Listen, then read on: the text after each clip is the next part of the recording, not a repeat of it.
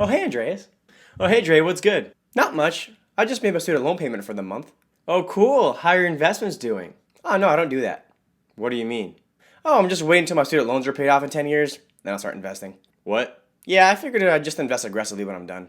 No. You gotta start investing now, buddy. How come? How come? Just watch the video, dude.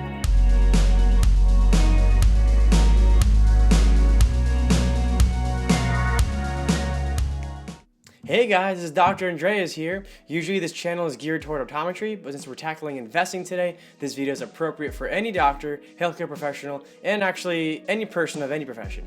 If you like this video, please hit the like button below and consider subscribing, but off we go. And a disclaimer, I'm not an accountant or a financial advisor. Investing does involve risk, so please still be responsible. So maybe don't put all your life savings on Tesla stocks after this. Anyways, here are the 3 reasons why you need to be investing even as a doctor. 1, inflation. Inflation is basically the process where prices go up, and as a result, your money's purchasing power goes down. For example, if a chocolate bar costs $1 in 1990, then today that same chocolate bar actually costs $2, which doesn't sound like a lot. Price only doubled over 30 years, but let's say you saved up $100 grand at a bank in 1990 in the hopes of having that money when you retire today, 30 years later. Now that 100K is worth only 50K because everything around you is twice as expensive now. That chocolate bar is now $2 instead of $1. Your mortgage payment is double what it was. Your health insurance, clothes, gas, etc. are all twice as expensive as they were. So just keeping all your life savings in a bank is no longer a good idea, because the longer you have the money in the bank, even in a high interest savings account, your money is actually slowly withering. The solution? Well, if your money is decreasing in value with inflation by 2 to 3% a year, you want to find a way to make your money grow more than 3% to compensate for that.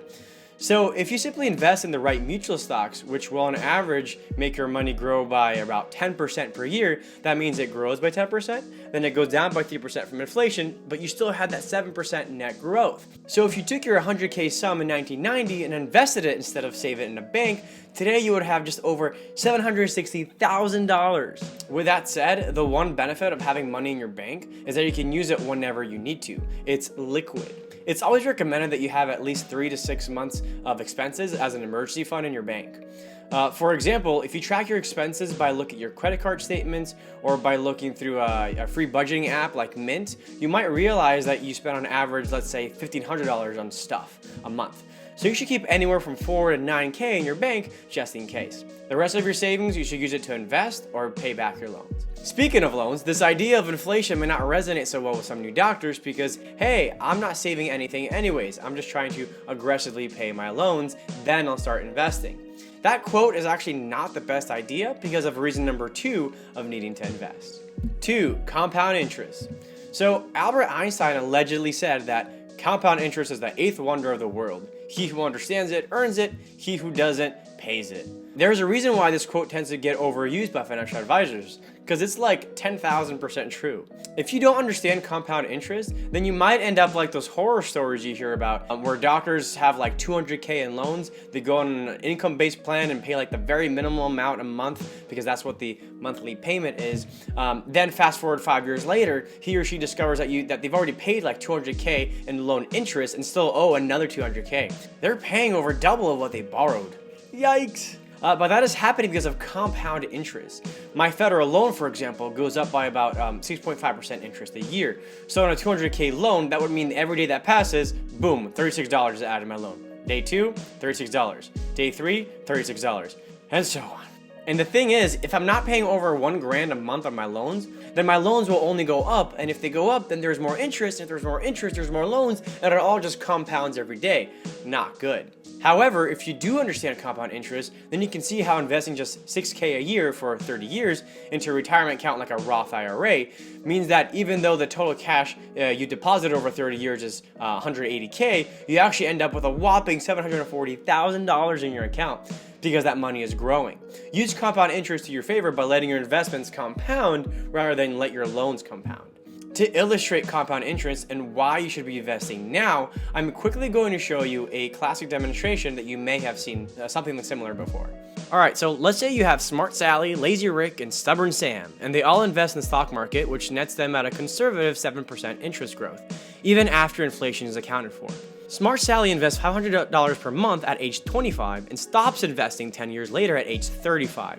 She sees that she now has $85K in her account, so she doesn't pull another dime in and just lets the money compound over the next 30 years.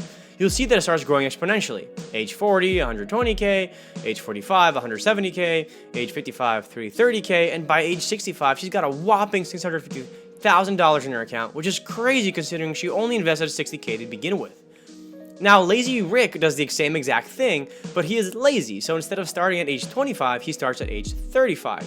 So he starts 10 years later, but he also invests $500 a month, same amount, and stops at age 45, 10 years later.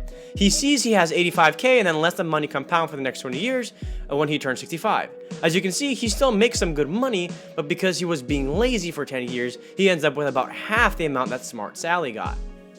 Lastly, you got Stubborn Sam, which is who a lot of doctors can relate to. He doesn't want to invest anything until his loans are gone, so he doesn't invest anything until he's 35. But now, since he knows he's behind, he then invests $500 a month, not for 10 years, but for the next 30 years in a row.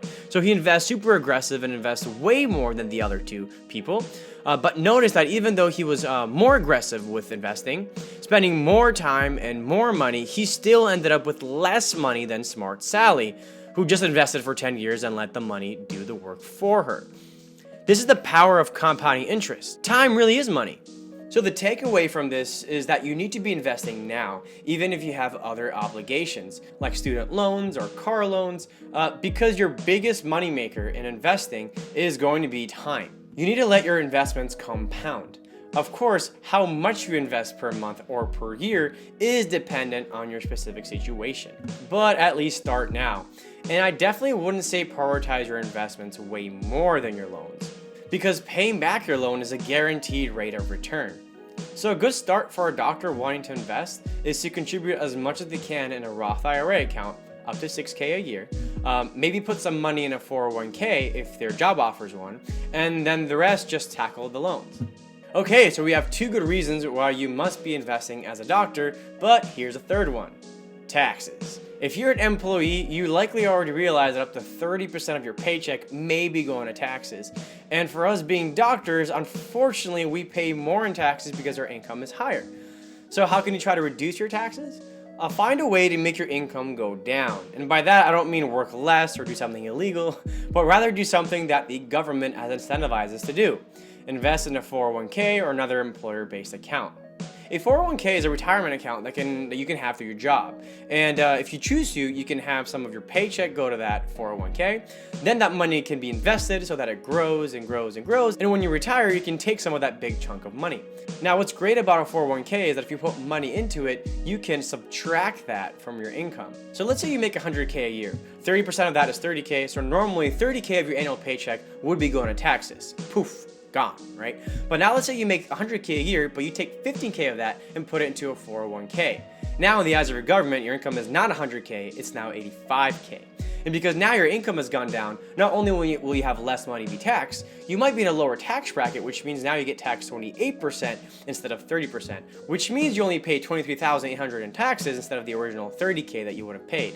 This is exactly how our tax write-off works. A business owner buys $20K worth of equipment, subtracts that from his income, and so he gets taxed less. That's the government's way of incentivizing the business owner to put money in the economy by buying equipment. Same way the government is incentivizing you to invest in retirement by offering to lower your taxes if you put money in a 401k. It's very complicated. So in our example, out of 100K income, if you did not invest, you ended up with 30K worth of taxes. And so your net income is 70K. I mean, some of your taxes will go to Social Security and Medicare, but who knows if those things will be around in the future? Probably not. Now, if you did a 401k, your 100K income will go down to 61,200 net, which, okay, that's less than 70K, so it may seem like you've lost 9K, but in reality, because your tax bill is now 23,800, that means you did not pay 6,200 in taxes. And on top of that, 15K of the money that would have gone to taxes will instead grow in your 401k, so that when you retire, that 15K will be closer to like 150K. How much you want to invest in your 401k is up to you, but there is an annual limit. I believe it's close to like 19K a year as of now, but understand that you may want to invest less than the maximum to your 401k because you do want to tackle your loans a little bit more aggressively. With that said, if your employer is offering something called an employer's match, you definitely want to do at least that. So if an employer's match is, let's say, 10% of what you put in up to 5K, that means that if you contribute 5K to your 401k this year, your employer will also add $500, which is free money. And $500 does not sound like a lot, but considering your employer adds $500 every year to your 401k for the next 30 years, when you take a 7% compound interest from investing in an account, you get a total of like $47,000 from the employer's match alone. So if your employer offers a 401k, invest at least to the maximum that the employer can match. All right, one more point I want to add. A 401k doesn't mean that you don't pay taxes on the money you invest. It just means that the 15K that you put in your 401k will not be taxed this year. It will get taxed. Uncle Sam always gets his money. But that money, along with the money that grows in the 401k, will only get taxed when you pull it out during retirement. So in a 401k, you're not eliminating your tax burden. You're just delaying paying taxes, which is good if you're a doctor or any other high-income earner. You don't want to pay more taxes now that your income is high. You want to pay those taxes when you retire instead, because you'll be making less money then. And as a result, you'll be in a lower tax bracket, and so you'll pay less taxes. Long story short, if you're a doctor, resident, or anyone with a job, you need to start investing to protect yourself from inflation, to take advantage of compound interest, and to potentially lower your tax bill. Which should leave some of you wondering, okay, I get it. I want to start investing now, but how do I go about doing that?